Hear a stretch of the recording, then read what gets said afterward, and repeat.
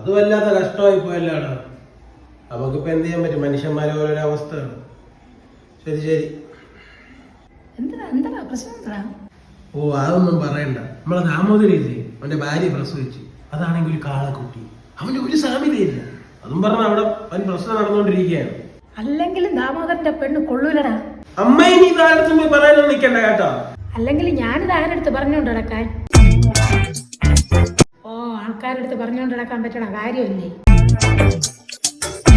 എല്ലാവരും അറിഞ്ഞ ദാമോദരന്റെ പെണ്ണ് പ്രസവിച്ച്, അതും കാളക്കുട്ടി. അവന്റെ ഒരു ചായയേ ഇല്ല. നമ്മൾ പറഞ്ഞത് ശരിയല്ല. ദാമോദരന്റെ പെണ്ണ് വേറൊരു അഴുക്ക പെണ്ണ്.